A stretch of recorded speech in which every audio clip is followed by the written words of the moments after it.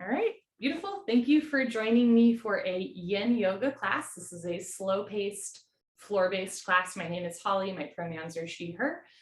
There's no prior yoga experience necessary for this class. All you need is a yoga mat or carpeted area, and you might want a pillow or blanket nearby, but they're not necessary for class.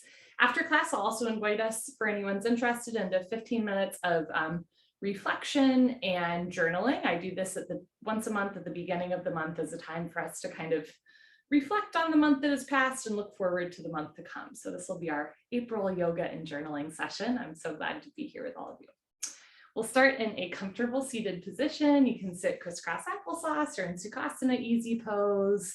You can rock back and forth a couple times, start to sit up tall. Maybe roll your shoulders forward, backward. Then just drop your shoulders, lift your chin and chest, and take a nice slow breath in through your nose and out through your nose. So at the beginning of our yoga class, we're just starting to arrive in our body and arrive in our breath. Notice if you're leaning forward, kind of anticipating what's coming next, or maybe leaning back, thinking about something that happened earlier today. Sit up nice and tall as a symbolic gesture that you're just starting to come into the present moment. Feel your sit bones on the floor. Maybe notice the clothing touching your body, or your body rise with your inhale and exhale breath.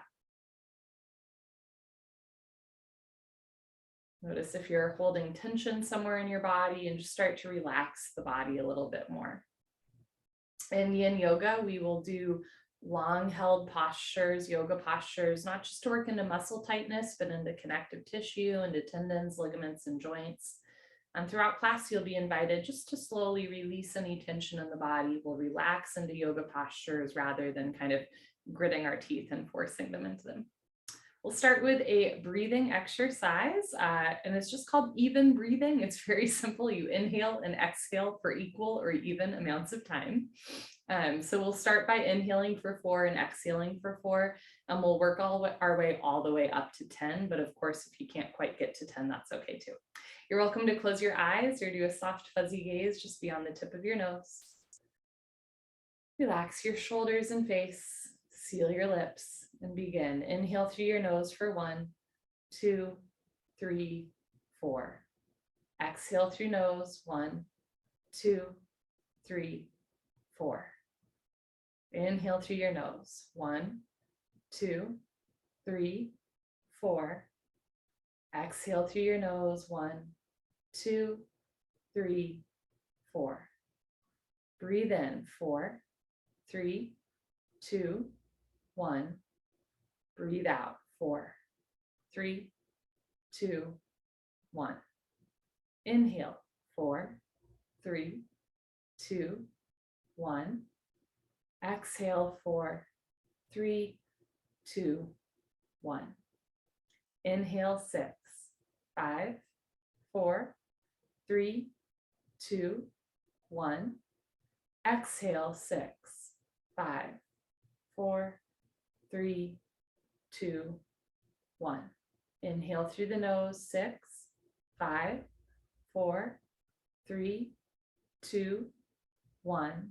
Exhale through the nose, 6, 5, 4, 3, 2, 1. Breathe in for 6. Breathe out for 6.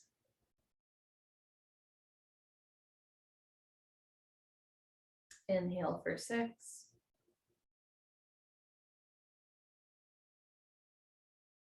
Exhale for 6.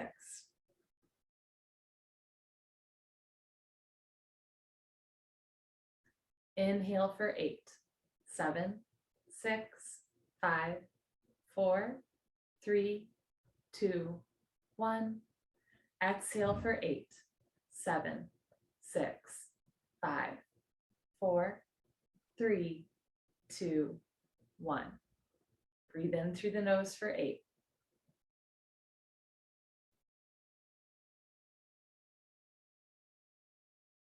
Breathe out through the nose for 8. 8.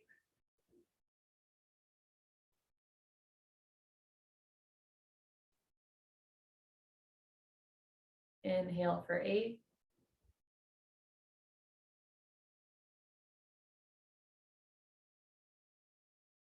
Exhale for 8.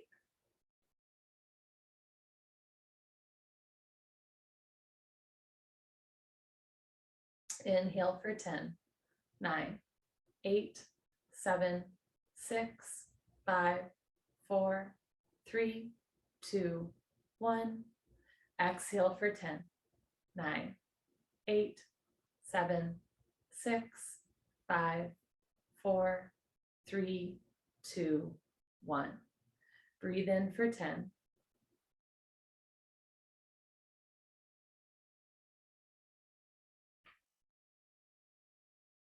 Breathe out for 10.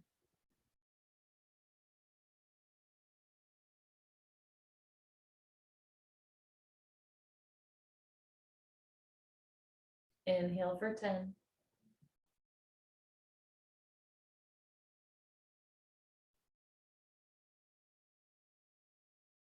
Exhale for 10.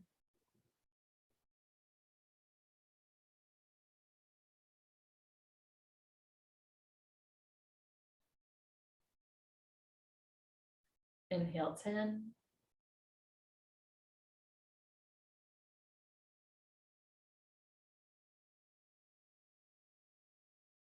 Exhale 10.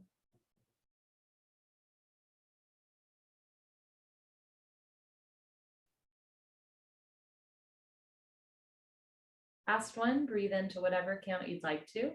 And as you're ready, you'll just exhale for that same amount of time, matching the exhale to the inhale.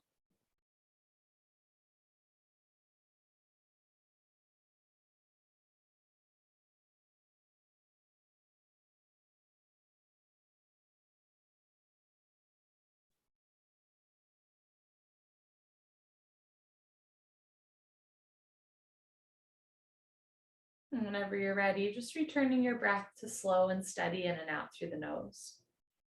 If at any point in class your mind starts to wander or you get a little uncomfortable, you can always return to your breath. Counting the breath gives the mind something to focus on. And matching the exhale to the inhale also calms and soothes the central nervous system. Even breathing is particularly good for lowering blood pressure and just increasing relaxation. So that breath is always available to you throughout class. Okay, we're going to start on our back, our first posture of the day, a fan favorite, Bananasana, banana pose. So you can lie down on your back with your feet close together, arms down by your side. You can take a moment here just to breathe and feel your body start to stretch and lengthen to the floor. Throughout class, we'll just allow the floor to hold us up. So feel your body relaxing onto the floor as your chest rises and falls with your breath. Picture in your mind's eye your favorite banana. It could be perfectly yellow and ripe. It might be a little brown and bruised or even green. Could be, fair trade, organic, maybe from Trader Joe's, whatever it is. And we're going to make that banana shape with our body. So bring your feet close together, arms overhead. And if you'd like, you can even flex your toes back for a moment, like you're having a good yawn. And from here, walk your hands and feet to the right side of the room so that from a bird's eye view, your body makes a banana shape or a C curve. Now there's lots of little options within banana pose. If you'd like an IT band stretch, you can cross your left foot on top of your right foot. That'll stretch the outer left thigh more. You can also place your left hand on top of your right hand, or even bend your arms and catch opposite elbow and opposite hand. If your lower back feels really far off the floor, you're welcome to place a small pillow or blanket underneath your lower lumbar spine, so there's some extra support there. And if having the arms overhead is too much of a shoulder stretch, you can also bring one or both arms down by your side, so you're still stretching the left side body and compressing the right side body without overextending or opening the shoulders. As well, you can have the back of your head on the floor, or you can roll your right ear down towards the floor so you get a little bit of a left side neck stretch. So throughout class, I'll option lots of different, variations or even props that we can use in these postures, and keep that in mind. We're going to hold here for a total of 5 minutes. We're already a minute into the pose. So as I mentioned at the beginning of class, Yin Yoga is very slow paced, it's floor based, and we use long held postures to work not just into muscles, but into connective tissue and joints. There's all different types of yoga. And some of them, we're standing or balancing on our hands or on our feet. Some of them we're, moving around a lot or working up a sweat or doing cardio. Yin yoga is all about relaxation, about breath. But because we hold the postures for so long, we actually often get more of a stretch than we realize at the time. So with yin yoga, you want to do about 70% of what you think you should be doing. And particularly if you're a go-getter and you tend to push yourself into a yoga practice, this is an opportunity to step back a little bit and slow down. Less is more. Often, at first, maybe we don't feel much in a posture. About halfway through the posture, we really start to feel it in the body. If at any point it becomes too intense, again, you can make a different shape with your body. You can always bring your hands and feet a little bit closer to the center line of your body to decrease the stretch. Or if you feel nothing at all, you can bring your hands and feet a little bit further to the right to increase the stretch. But in general, we do want to just kind of relax and breathe through a little bit of discomfort, pain, right? If you're in pain in the posture, that's where you might take a different shape. But if you're, excuse me, a little bit uncomfortable, excuse me, if you're a little bit uncomfortable, that's okay. We're learning stillness. And so again, if you notice that, your mind is wandering or your body is fidgeting or both at once, you can just return to your breath, maybe counting the inhale and the exhale breath, and that'll help you relax a little bit more. We're about halfway through our banana pose. And again, you can bring your hands and feet a little bit closer to the right if you're not feeling anything at all, or you can bring your hands and feet a little bit closer to the center line of your body. And if you're just joining, we're in banana pose. You're going to lie on your back and bring your hands and feet close to the right side of the room so that from a bird's eye view, you are making a banana shape with your body.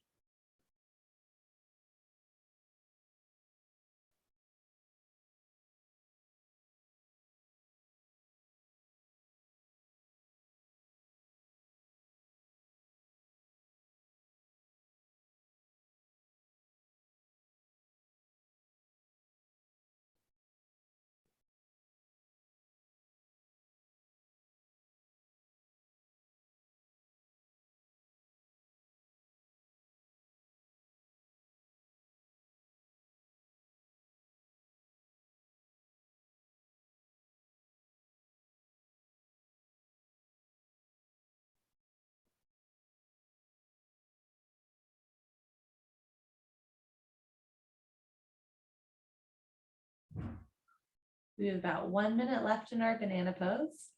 You can stay just as you are, knowing that the end is near. Or again, if you'd like more of a stretch, right, you can bring your hands and feet a little bit closer to the right.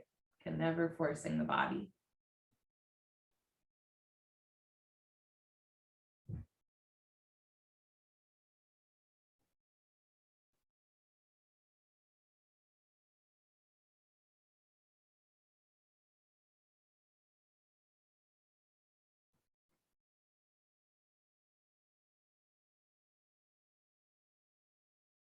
Take an inhale through your nose, body rise.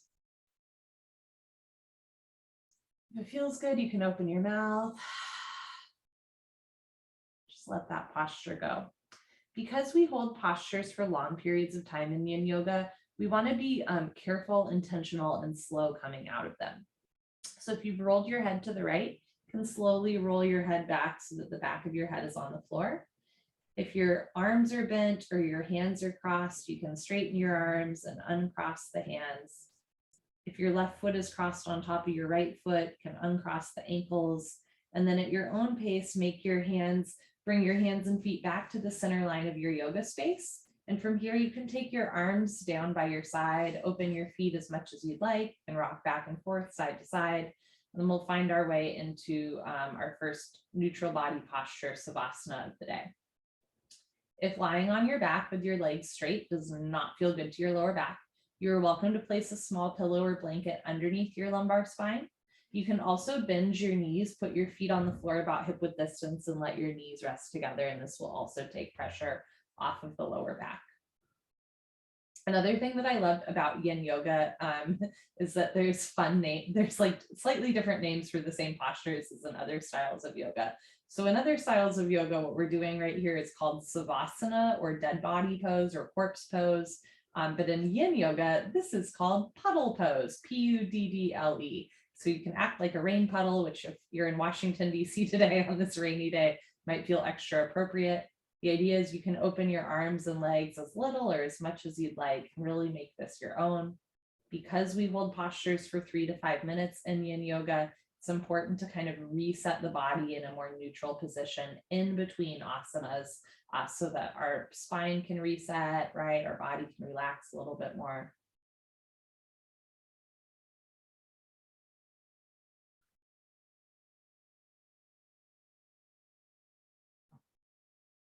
We'll do the other side of our Bananasana banana pose. Again, bringing your feet close together, arms overhead. You can flex your toes back and have a nice little stretch here, like you're having a yawn in the morning. And then start to walk your hands and feet to the left side of your yoga space. And just like the other side, maybe you can cross your right ankle on top of your left ankle for an IT band stretch. You can cross your right hand on top of your left hand or bend elbows and catch opposite elbow and opposite hand. You can have the back of your head on the floor, or you can roll your left ear down towards the floor for a little bit of a right neck stretch. If your lower back is way off the floor, you're also welcome to place a small blanket or pillow underneath the lower back so that that part of your spine has a little bit of extra padding, which I'm going to demonstrate now. You know, maybe if you crossed your left foot on top of your right foot on the other side, on this side, you want to do the same thing for the sake of symmetry. However, we are not symmetrical, and often one side of a posture requires a little bit of a different shape than the other side. You might know why that is, like a previous surgery or an injury that you're dealing with, or just kind of an incongruency in your body. Many of us, you know, one of our legs is longer than the other, for example. Or you might be realizing just now that like, my right shoulder is a lot tighter than my left shoulder, and that's an okay place to be. Yoga gives us an opportunity to observe our body, observe our hearts, our minds, our spirits, right? Is it easy to be still? Is the mind wandering? Yoga gives us the tools to help even out our body, our minds, our spirits. Yoga gives us the tools to practice stillness. I am not great at stillness. Yoga is a place where I practice it. I don't perfect it, I practice it. And yoga also gives us the tools to be okay with the fact that, you know, one shoulder might be tighter than the other, right? And that's okay too. We're observing, we're changing what we can change, and we're accepting what we cannot change. We're going to hold here for a total of 5 minutes, and we're already 2 minutes into our banana pose.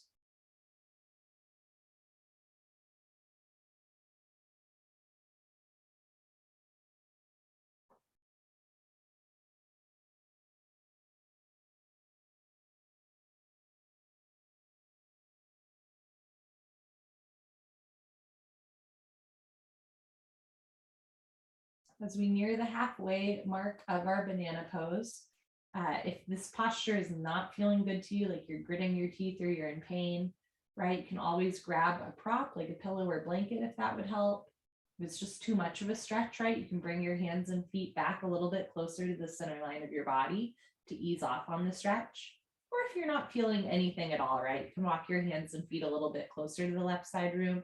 Just again, remember with Yin Yoga, because we hold these postures for long periods of time, you want to do about like 70% of what you think you should be doing, right? If you're in a posture for 30 seconds or a minute, you'll often hear cues to like go right to your deepest point. But in Yin Yoga, we do a little bit less for a little bit longer and end up even more relaxed and stretched out. Otherwise, you can just hold and breathe exactly as you are, matching the exhale to the inhale. Or maybe even making your exhale a little bit longer than the inhale. This helps to soothe the central nervous system.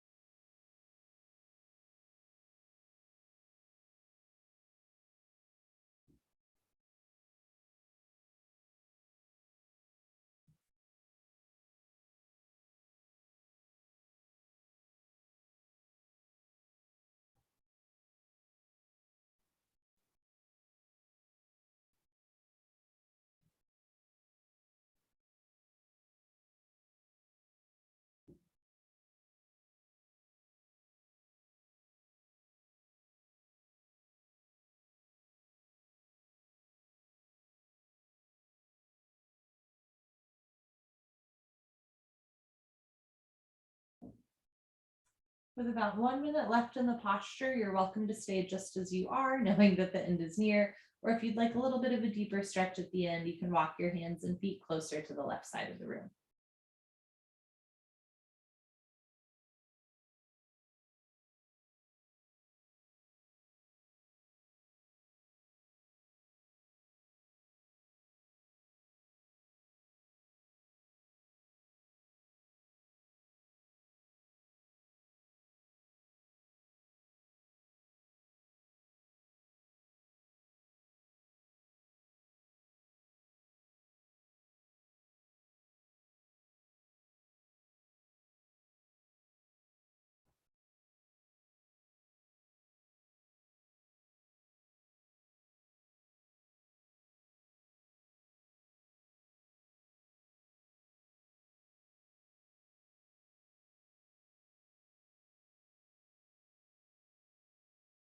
Take an inhale through your nose, feel your body rise.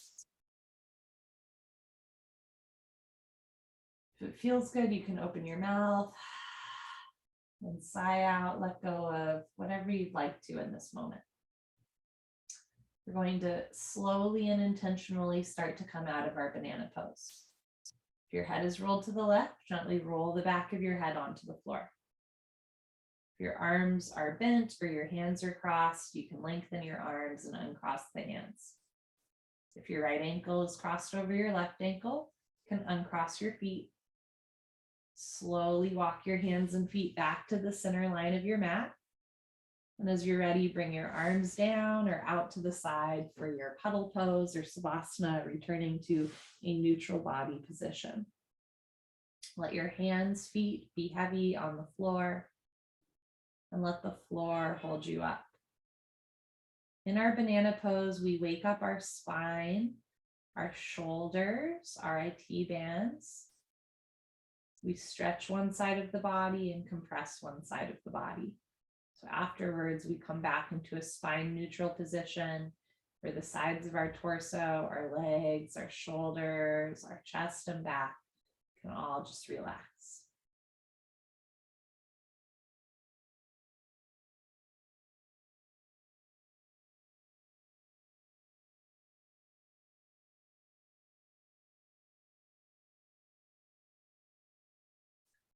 Next, we're going to do a hip opener, and we're all going to start in supine figure 4.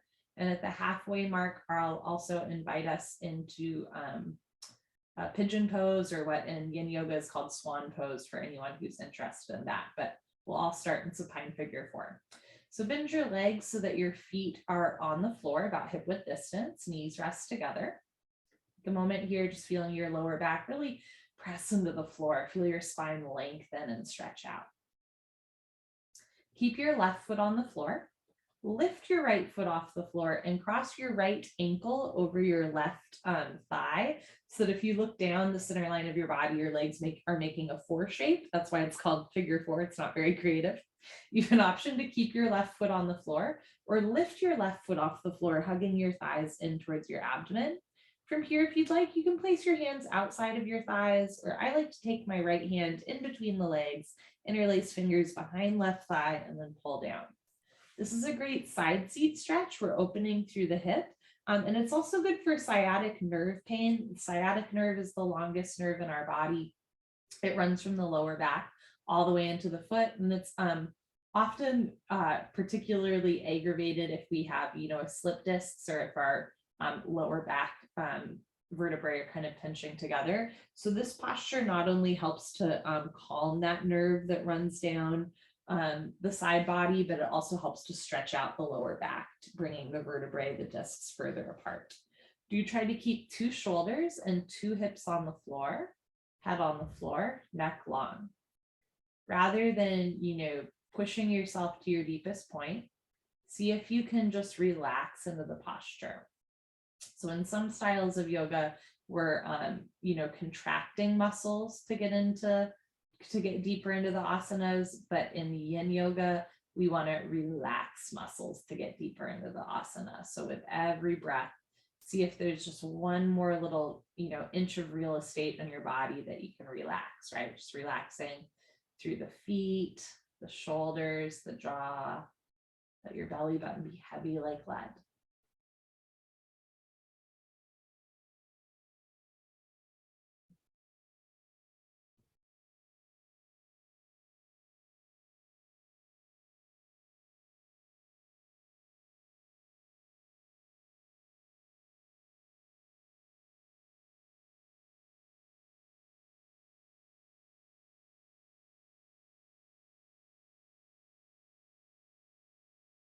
Notice where you might be holding on to tension. Let it go through the exhale breath. Sink into the floor. Melt into your breath. Give yourself permission to relax.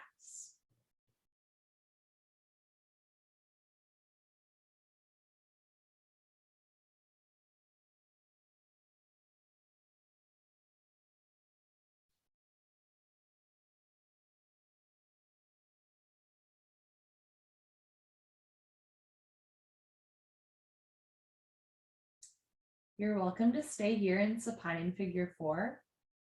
You can also join me for the second half of this posture in what in Yin Yoga is called swan pose, and in other styles of yoga you may be familiar with as pigeon pose.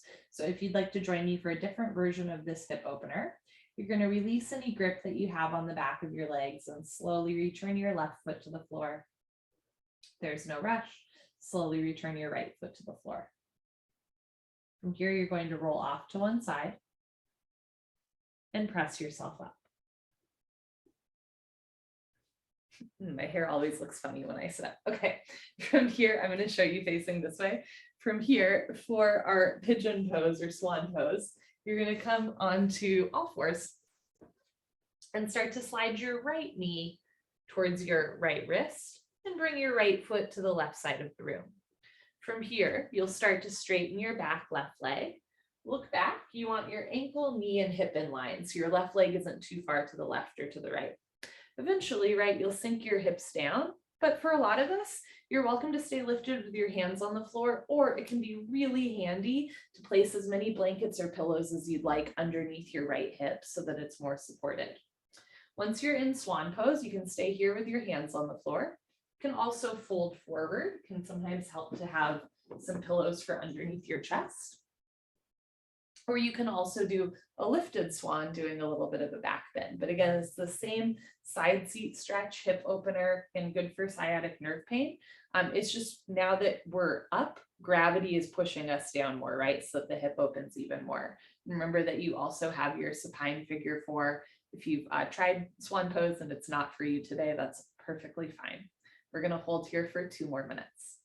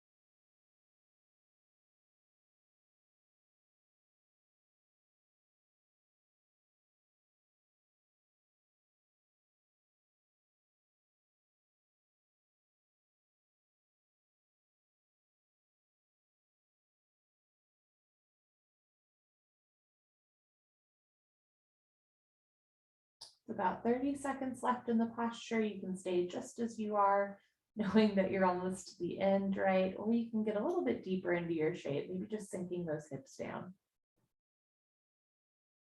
Or if you're in supine figure 4, pulling the thighs in even more towards the torso.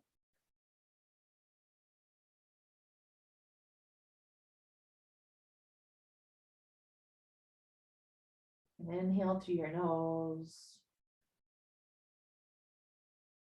If you'd like, exhale through the mouth, just letting go of whatever you'd like to in that breath.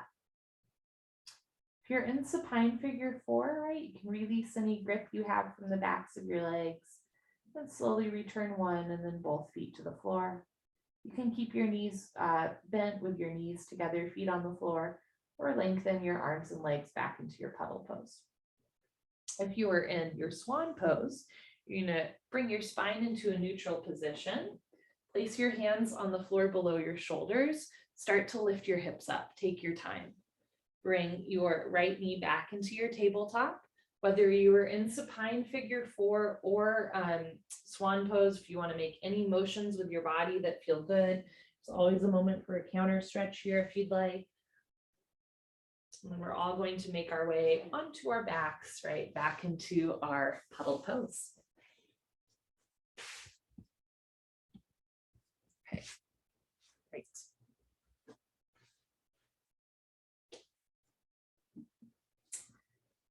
We often store some tension or even emotion in our hips, which the first time I heard a yoga teacher say, like, we store emotion in our hips, I kind of like rolled my eyes and I was like, I don't know what that means. So I'll explain what it means. If, let's say, you get in a fight with your best friend, or like your coworker is mean to you or whatever that is, we often have a very biological response to kind of like hunch forward. And that comes from, our evolution as far as, if a bear is chasing after you, right, of course you run, that's the flight response, but the flight response, but the freeze response is to hunch forward to protect our internal organs. So in times of stress, we tend to tense our shoulders, but we also kind of like tuck our tailbone under and round forward, which means that over time, as we experience that stress, if we're not doing things like hip openers and back bends to undo that physical reaction, the hips and the chest and the shoulders start to get really tight.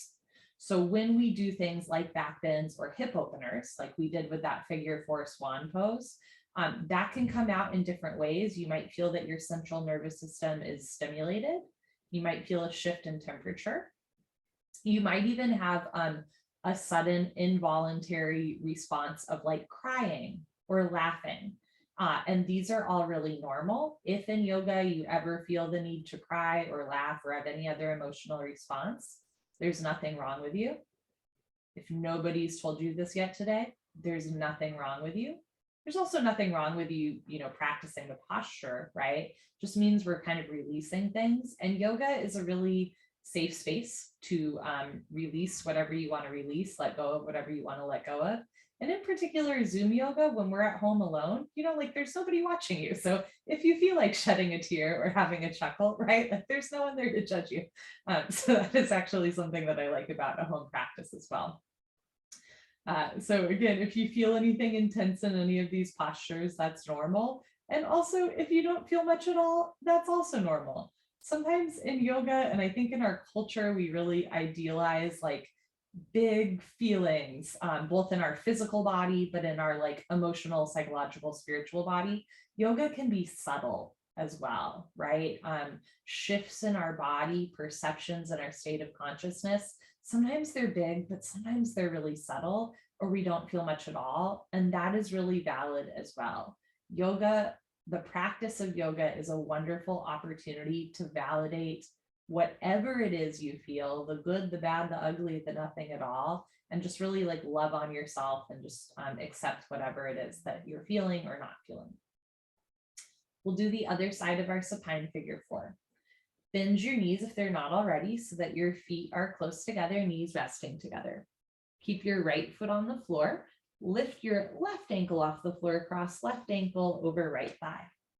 Option to keep your right foot on the floor or lift it off the floor, hugging your thighs in towards your abdomen. From here, you can grab the outsides of your legs or interlace your fingers behind your right thigh. Keep your head on the floor, 2 shoulders and hips on the floor. Relax your right foot. Relax your left foot. Relax your pelvic floor. Soften through your hips. Give your stomach permission to relax. Let your head and shoulders be heavy. Another term in Yin Yoga is waiting and waiting. Waiting as in W-A-I-T and waiting as in W-E-I-G-H-T, which, gosh, is the English language weird. But the idea is we're waiting as in we're holding the postures for long periods of time, but we're also waiting as in we're using our body weight to get deeper into the postures. So again, rather than forcing or fighting or gritting your teeth or bearing it, you're just relaxing your muscles into the postures, right? Again, this side opening up through the left side seat, left hip, and remembering that this side might feel different from the other side. So if you need to take a different shape, you are always welcome to do so.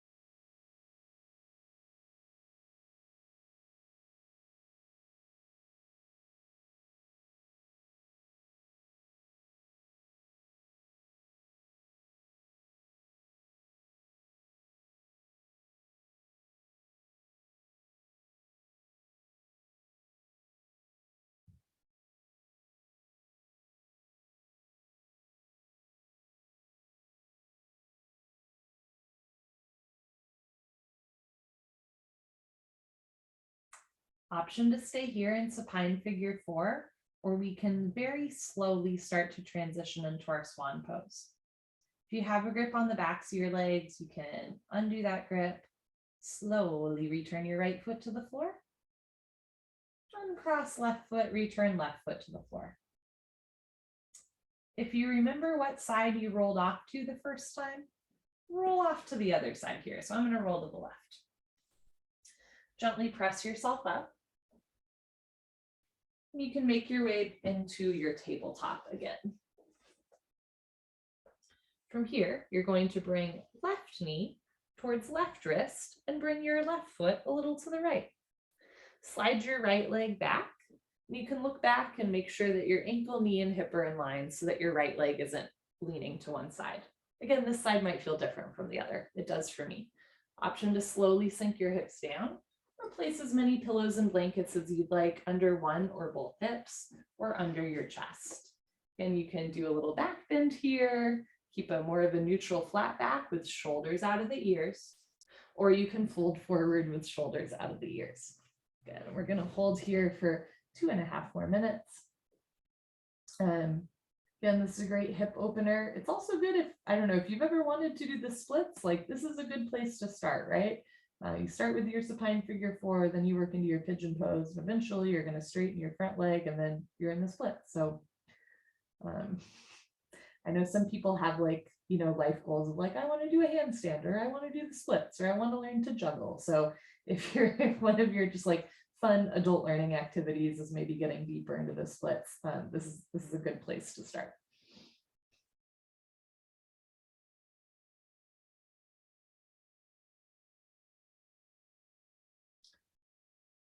Notice where you might be forcing the posture or holding your breath or tensing your body. See if you can just relax one more muscle in your body. Just slow down the breath. You can match the exhale to the inhale or make the exhale even longer than the inhale. If you find that you're having trouble controlling your breath, you're holding your breath, you can't breathe, or you have to breathe through your mouth, that's a pretty good tell that you've gone a little too far into the posture, right? We want to be able to control the breath the whole class. Again, breath control helps to soothe our central nervous system. So even if we're stretching or we're feeling the posture kind of intensely, we can still return to our breath in and out through the nose, holding here for 1 more minute.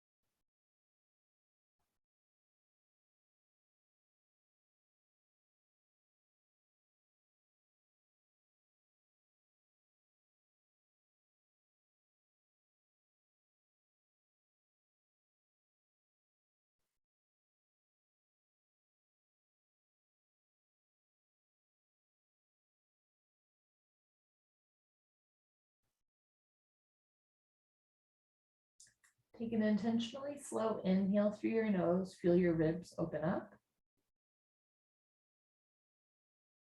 And an intentionally slow exhale. It can be through the nose or the mouth.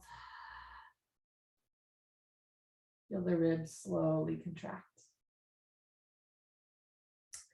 If you are in figure 4, you're going to release any grip you have on your legs, return one, and then both feet to the floor. You can keep your knees bent for your puddle pose or bring your arms and legs down. You can also windshield wiper your legs right and left, back and forth, by doing any little motions that feel good to your body. If you are in your pigeon pose, you're going to start to make your way into a more neutral spine position. Placing your hands on the floor underneath your shoulders, start to lift your hips up. Take your time, slide your left knee back, and again, any range of motion here, a little counter stretch you want to take, you're welcome to do so. And then you're going to turn and lie on your back into your puddle pose.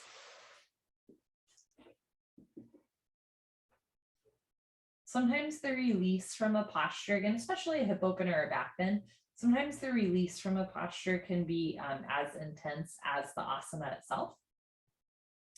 So sometimes when we're in the posture, we feel a stretch, right? But then when we come out, all of a sudden it's like, whoa, heart rate increases or like tears bubble up. Or you might feel, again, just like an intense shift in temperature in your feet, or you might feel your shoulder release or whatever that is. So again, part of yoga is like observing our body, observing our spirits, our breath, our hearts, our minds, not just when we're in the postures, but when we come out of them as well. Or even later tonight or tomorrow, maybe just being a little bit more aware of how moving your body and being intentional with your breath affects the rest of your evening or the rest of your week, right? This is a gift that you're giving yourself, the gift of compassionate self-awareness. Sometimes we're really self-aware, but we're also really self-conscious or kind of hard on ourselves. And sometimes, we're just kind of like head in the clouds, not really aware of what our bodies are doing, or we're not really in the present moment. Yoga and mindfulness meditation, right? They offer us paths to compassionate self-awareness, right? So we're kind of aware of our bodies and our minds and our hearts in time and space, but we're not being mean to ourselves or judging ourselves. As we become a little bit more aware and a little bit less judgmental of ourselves, it is also much easier to become more aware and more kind and compassionate towards others as well. So I really do believe that self-care is community care. And when we take care of ourselves and when we carve out time to take care of ourselves, it's much easier to take care of others and carve out like good quality time for others. Bend your knees if they're not already, can roll off to one side, maybe a different side, and then keep rolling onto your abdomen for our back bend, which is called Sphinx pose. Picture in your mind's eye your favorite Sphinx. It can be the Sphinx in Egypt at the Luxor in Las Vegas. It could be the Sphinx in Harry Potter book 4, and we're going to make that shape with our body. So you're going to start with your feet about hip width distance, feet relaxed onto the floor. Bend your arms so that your forearms are on the floor, hands and arms about shoulder width distance. You're welcome to have your elbows directly under your shoulders. You can also walk your arms forward. In general, in Yin Yoga, we want to relax into postures. However, in some asanas, there are activation points. So in Sphinx pose, you are going to push your elbows and forearms into the floor to keep the shoulders out of the ears, right? For me, halfway through the posture, my shoulders tend to tense up, and it's our work here to keep the shoulders out of the ears. If lying on your abdomen does not feel good for your back, for your abdomen, you are welcome either to place pillows or blankets underneath your upper thighs so that your stomach hangs off the floor, or you can place pillows and blankets underneath your middle back and lie on your back. You can also have a pillow under your head so that you're getting a back bend on your back now rather than your abdomen. And I apologize, I know that my Zoom camera's a little bit fuzzy right now. Hopefully it'll come back into focus. There we go. So you can always do a back bend on your back as well with pillows underneath you if Sphinx pose does not work for you. Again, keeping the shoulders out of the ears. I'm going to show you from the front. Great. So rather than letting the shoulders tense up, shoulders back, It's a great chest and shoulder opener. You're stretching the fascia on your chest, and it's also healing compression for the spine. Again, sometimes when we get stressed out, we hunch forward, but also just like if it's cold out or we're a little bit down about life, we tend to hunch forward. So back bends are a really great way to heal the spine and to stretch the front of our body at the same time. Holding here for one more minute.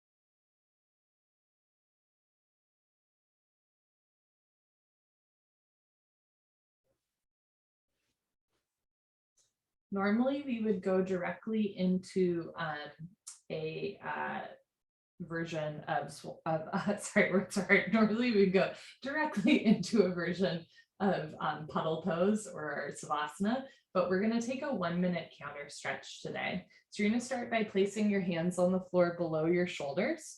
Press yourself up. Bring your knees, feet together. If you have tight knees or ankles, you are welcome to roll up your yoga mat. So there's a little bit of padding under the knees or ankles. And then you're going to start to sink your hips back and reach your arms forward for a 1-minute intentional child's pose here. Again, you can roll up a mat underneath knees or ankles if those joints are tight. You can also place pillows or blankets in between your calves and hamstrings so that your hips can sink down a little bit more and feel support there. You can reach your arms forward, or you can have your arms down by your side, palms facing up in what's called fetal pose. Just think about lengthening through your neck, making the neck a little bit longer, upper spine, middle spine, lower back a little bit longer. We're working, stretching into the toes, the ankles, the knees, the hips, right? Reach the arms forward, sink the hips back. So you inhale, feel your ribs expand. As you exhale, feel your ribs contract. And see if you can relax just a little bit deeper into your child's pose.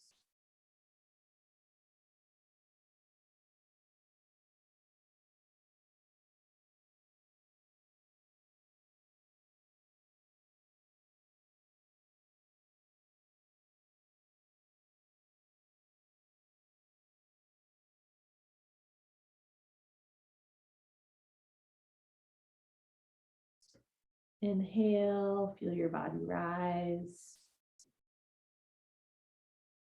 If it feels good, open your mouth.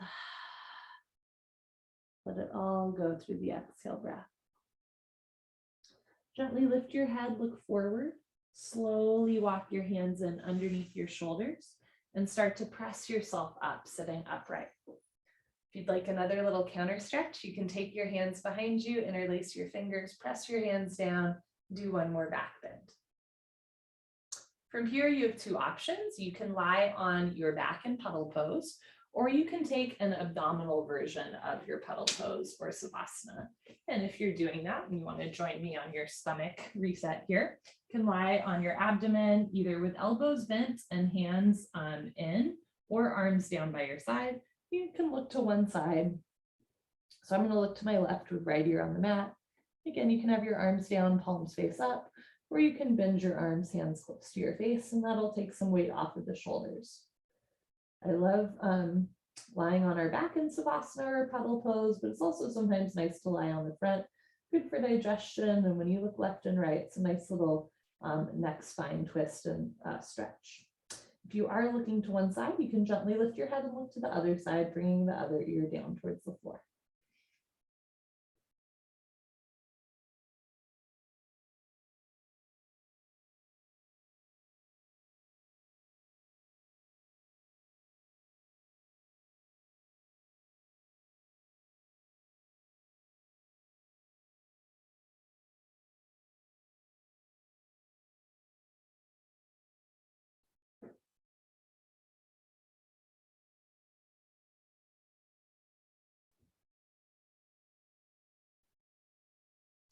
you're on your torso, look forward. You can either roll yourself over or press yourself up and then roll over onto your back into your puddle pose.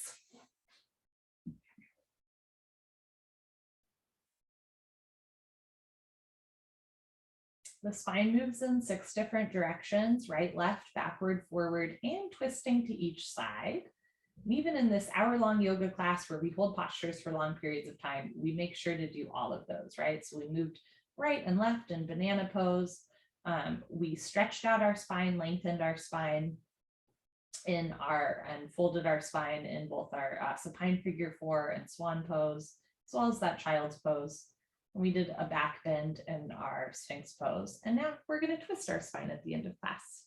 Can bend your knees if they're not already, knees, feet close together.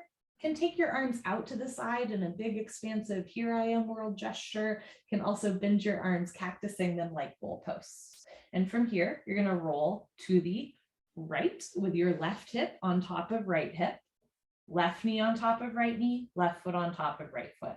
Try to keep your left shoulder down on the floor so your chest is facing up. You can keep the back of your head on the floor or look over your left shoulder, bringing your left ear onto the floor for a full twist.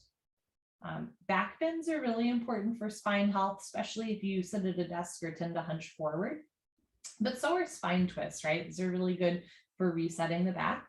There's also an abdominal wall twist, which is good for digestion, especially during seasonal transitions when our body tends to get a little bit confused and our stomach gets a little confused.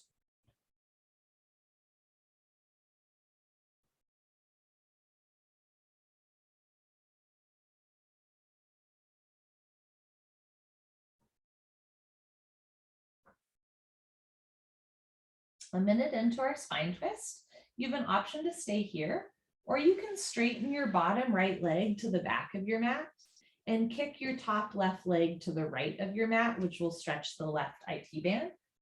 And try to keep your left shoulder on the floor. Legs probably not perfectly straight, or at least mine aren't, and that's okay, right? Again, we're not like forcing and pushing the body. It's just if you kick the legs out, it's a little bit, maybe a deeper bit of a lower back twist, and also stretching out that left side leg.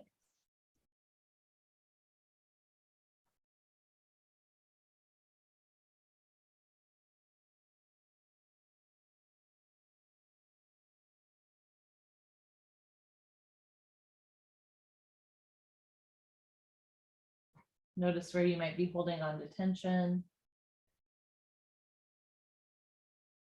Melt into your mat. Sink into your breath.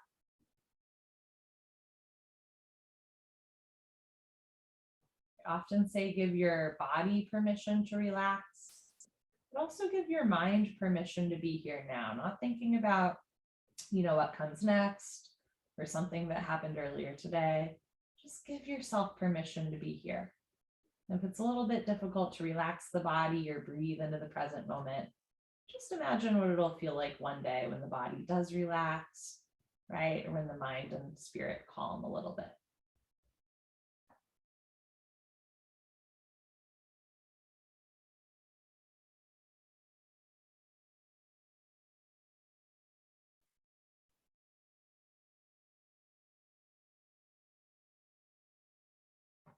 And inhale through your nose. Anything you'd like to let go of, let it go through the exhale breath. If your top leg is kicked out, you can bend your top leg. If your bottom leg is straight, bend the bottom legs so that the legs stack on top of each other. And then slowly roll your left hip back down to the floor. So both butt cheeks, your shoulder, your back is flat on the floor. And bring your arms down by your side. Option to keep your knees bent with your feet on the floor, or you can straighten your legs, arms back down, legs back down, puddle pose, resetting here for a breath.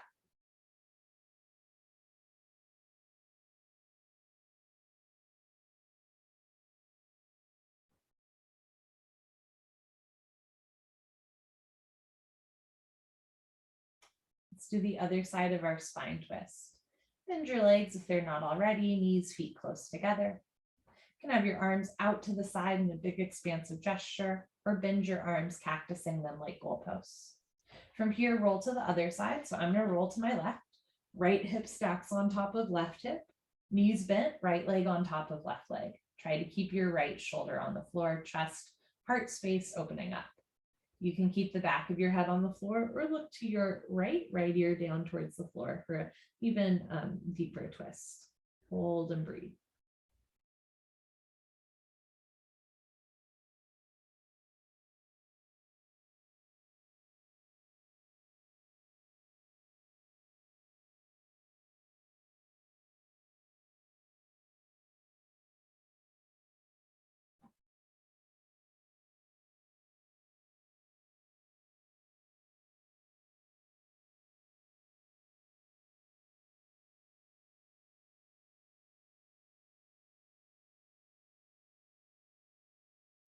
Option to stay here or straighten your bottom leg to the back of your mat. Option to stay here or kick your right foot to the left, stretching the right IT band. You're also welcome to place pillows or blankets underneath your right top leg or under your right shoulder if that helps the shoulder sink down more. And then we'll just hold here and breathe. And just observing where you might be holding tension in the body, just letting it go through the exhale breath. So with every exhale, body gets a little heavier and spirit gets a little lighter.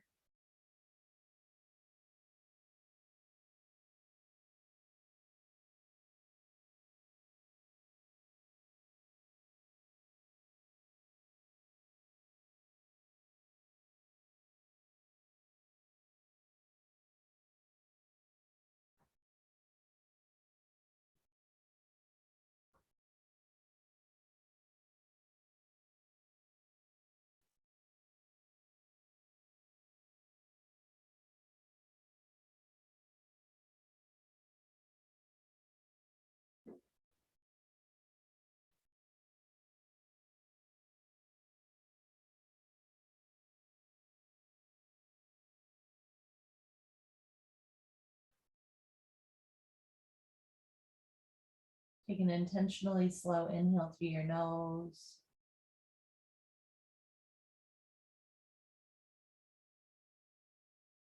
And an intentionally slow exhale can be through the nose or the mouth.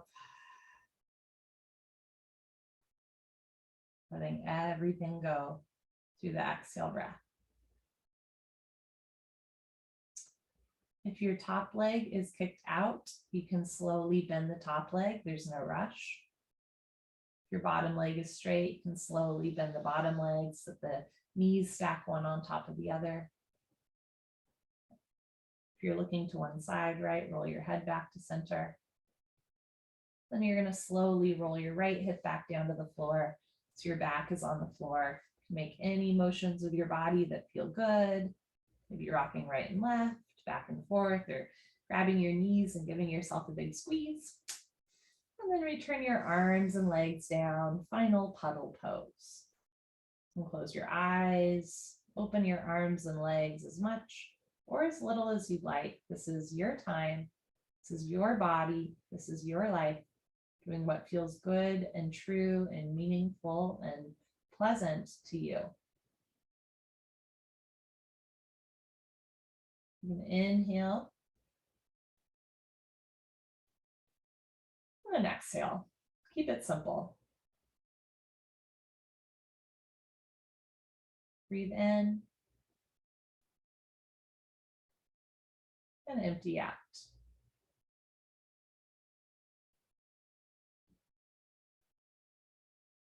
I often find at the end of a yoga practice, I'm at my most loving, my most compassionate, my most honest and creative. And sometimes I do something really cool with this, like write a poem or paint a picture or cook good food or drink good tea. But sometimes I don't do much at all with it, right? For being honest. But once a month at the beginning of every month, I offer a 15-minute journaling and reflection session after yoga with the idea, again, that we're at like an open and creative point, and we fostered all this goodwill towards ourselves, and we can use it both as a creative expression as well as something to reflect on.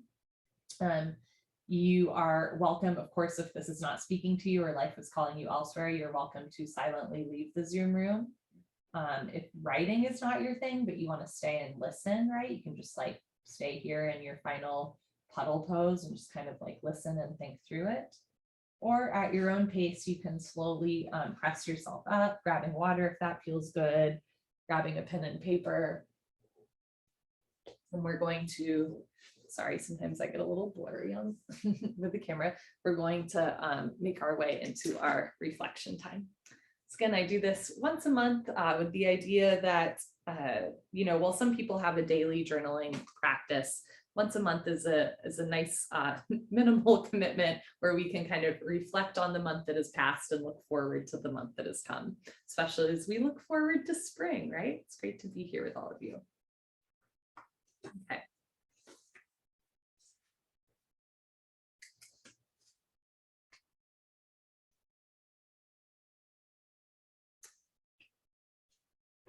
So I like to start this journaling time with some very basic questions or basic prompts. The first of which is just what are some things that are true in your life right now? So objective truths, right? It might be like, I feel tired today, or it is raining outside, things like that. I'm a little bit stressed out about work right now. These, you can just name some truths in your life right now. Without judgment, like it's good that I'm feeling awake or it's bad that I'm feeling stressed at work, just writing out some things that feel true to you right now. Encourage you just to write down 10 of them.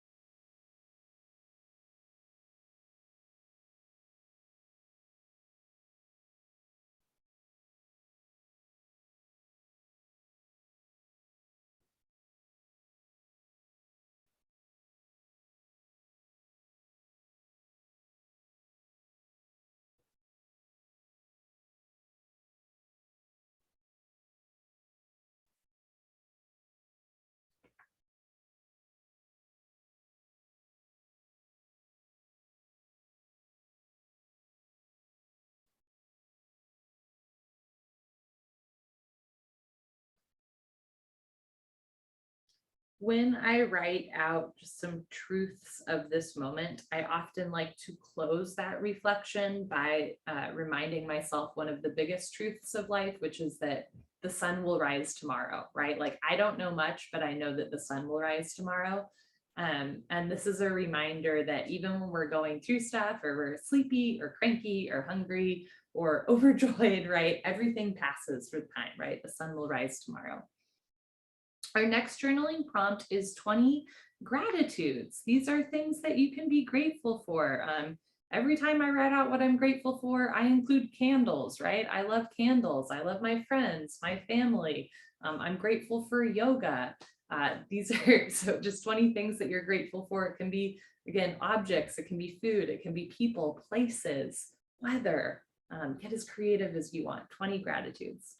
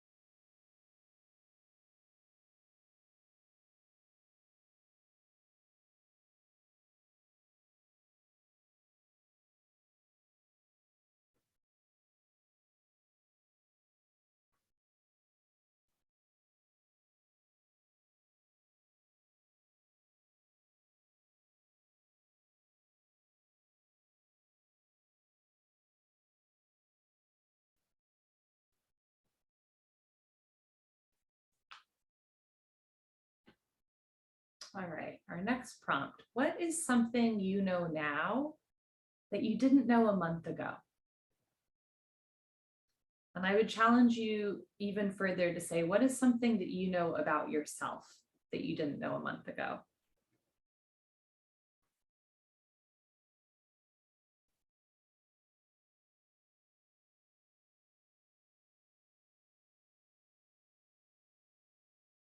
Sometimes we forget how much we learn and grow, even as adults. I'm personally committed to lifelong learning. That is a value of mine. But sometimes I don't give myself enough credit, right? So again, just reflecting on something that you know now that you didn't at the beginning of March. And again, this is part of the process of doing this once a month, just kind of to reflect.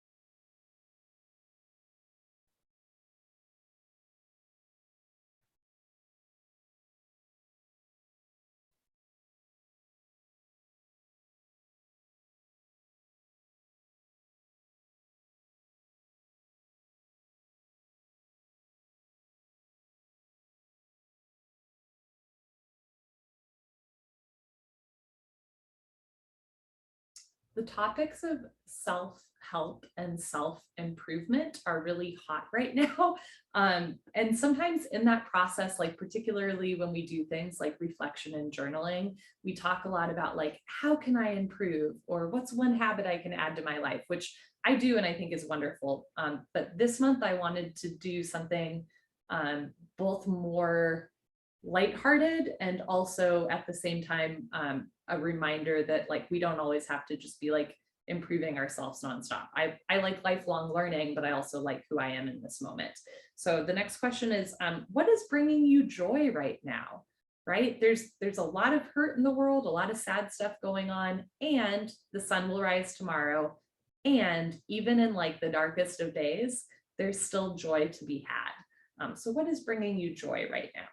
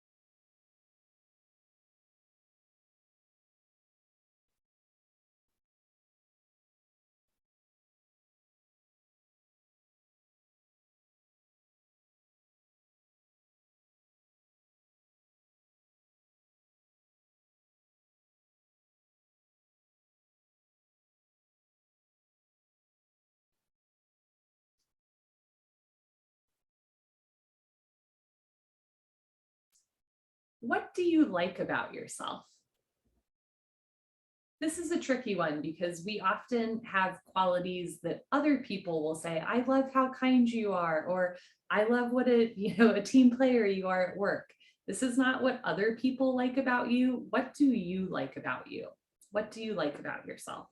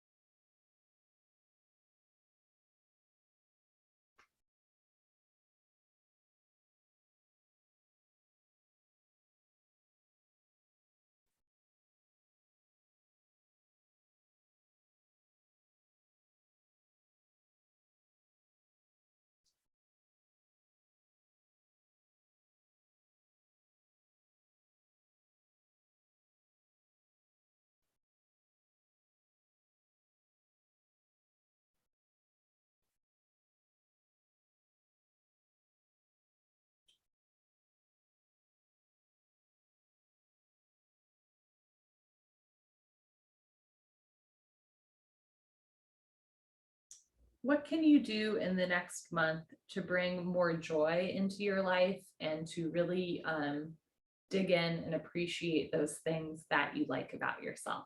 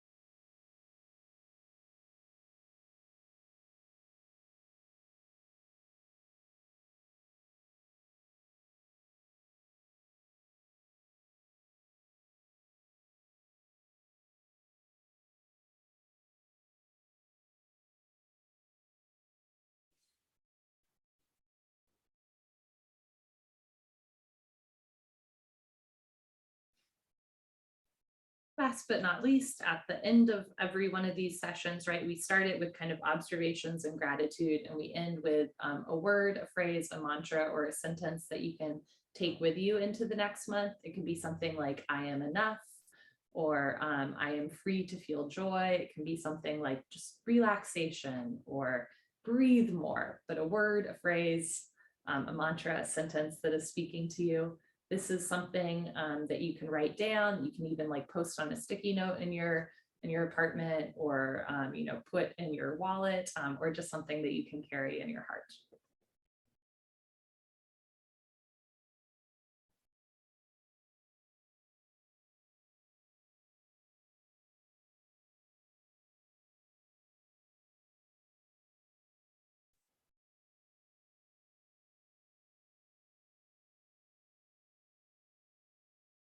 There's something to be said for the physical act of writing something out, right? The same way that there's relaxation techniques where we don't move our body, and then in yoga it is embodied. There's something I think special about putting pen to paper, especially when we're a little stressed or something's on our heart, or when we just want to acknowledge like a win in our life, right? Or a big change in our life.